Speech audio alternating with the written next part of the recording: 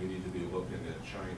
I don't consider Russia much of a threat because it's a dying country.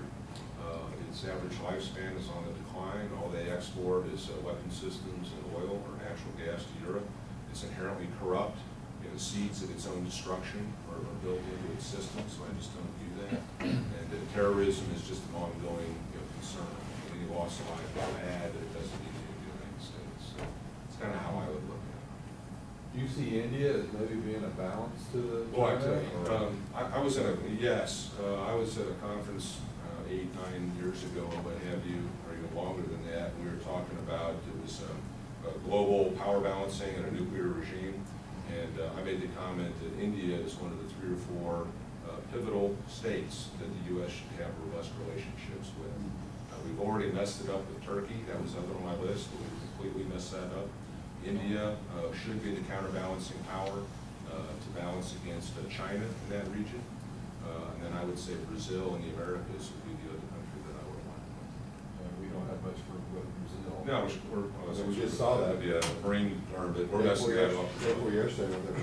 Yeah, China has made fantastic inroads into South America and Latin America that we've just been oblivious to. The last project I finished on September 30th was a 2-year study of the security environment in Latin America and South America. The focus of the project was border security, that if you're going to secure the border against what is the threat, that was really trying to understand the complexity of that threat and the importance of that region to the United States. We've got cultural ties, economic ties, energy ties, just on and on. And to see the inroads made by Russian mafia and the Chinese and Iran and Venezuela, the Quds Force, certainly international criminal organizations, Mexican drug cartels, just gets bad at that. So we're missing the point. The paper I wrote had a national strategy as a conclusion part of how we can get better about that. Brazil and Colombia feature prominently. Do you think that a closer relationship with India could also be used to perhaps bring Pakistan more around into being a somewhat better ally? Or the Indo-Pak relationship is very sensitive. India got nuclear weapons because China got nuclear weapons. Pakistan got nuclear weapons because India had nuclear weapons. So when you look at Kashmir and the border areas, this is a long-running relationship problem that they've had. Pakistan is paranoid about India's rise because the more powerful India gets, they view it as more of a threat to Pakistan. But again, from a national interest, where we're at, India is the big player on the block if they can get their economic system together. I mean, they're still riven with the caste system, socioeconomic stratification of their society, and that they've got hundreds of years of that to really overcome. But there are folks who understand Western technology, representative government, form of their practice, and that's somebody we need to work with in the region. I've had fun. I'm not like this, but I've had fun with Indians from India here. I asked, the way I'm having fun is because I asked them, I said, who owns Kashmir? They say India every time. And then if you go to New York or anywhere that there's Pakistani cab drivers, who owns India? Pakistan owns India. We own India. I mean, own Kashmir. Yeah. We own Kashmir, not the Indians. If you look at the map, there's a dotted line. They and you got troops on either side of that. Every once in a while they shoot at each other. Sometimes there's an avalanche. It's a great setting for movies. They have an elaborate change of the guard. And what's so sad is there's nothing there. I mean, there's no natural resources. We don't have wheat fields. It's this barren, rock-strewn kind of place. But you can set them on fire if you just ask them that. Oh yeah, but it's national pride, and you're not going to give everything or anything to your hated rival. So it's a difficult situation. You talked about being there with experience right up front on day one, which I would agree you probably have. Yes, sir. But I remember in '94 when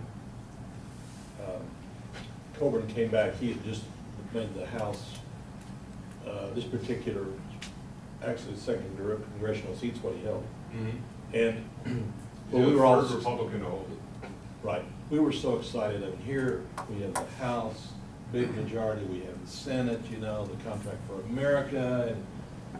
And after about 2 years, I'm thinking, wait a minute, now's our chance to build this huge military that we back up to where, because it had dropped, you know.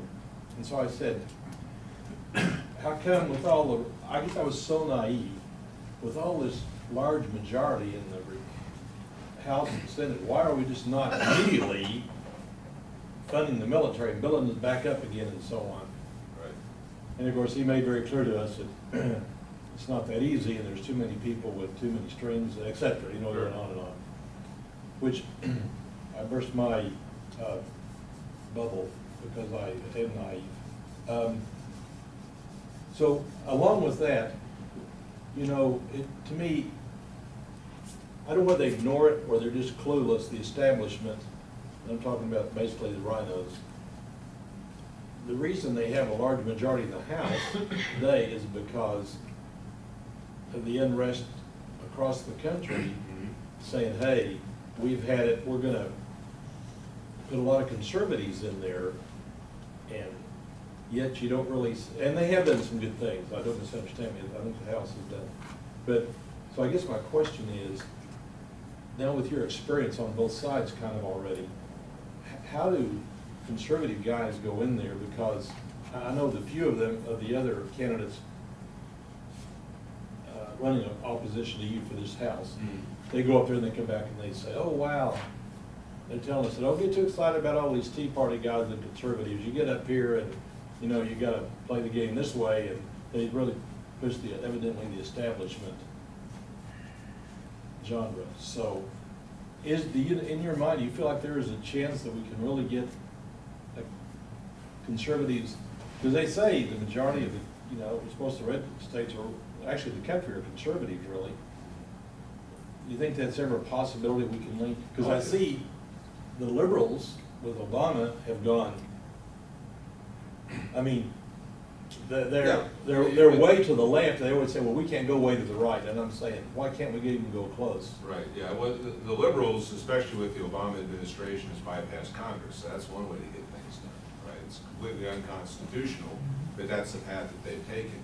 And I can give you an example of the repeal of Don't Ask, Don't Tell is a classic example of the liberal agenda being promoted, extra-constitutional and bypassing the 10th Amendment, states' rights and all that. So I can get into that for just a minute or so if you want. But I do think it's possible for the conservative agenda to be pushed forward.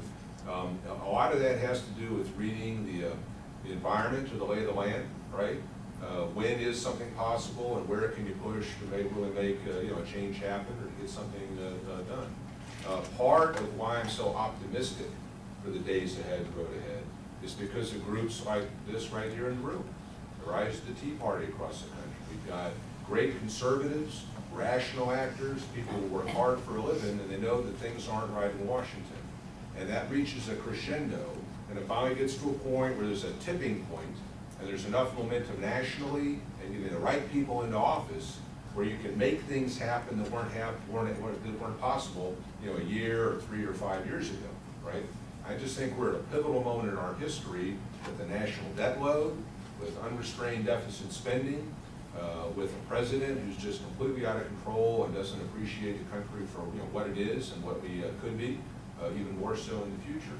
And with like-minded folks, you know, and the relationships that I already have established in that area, and the professional credibility that comes with me, I think I can have a disproportionate impact relative to other freshman congressmen coming into that venue. But when you show up in an environment like that, you present yourself to your fellow legislators, just like I presented myself to fellow officers or other analysts, you know, in the various communities. What is your credibility? What is the perceived credibility? What is your life experience? Where have you already contributed? And can you make a compelling argument, you know, based on very strong foundational elements that sways the opinion or the views of other people?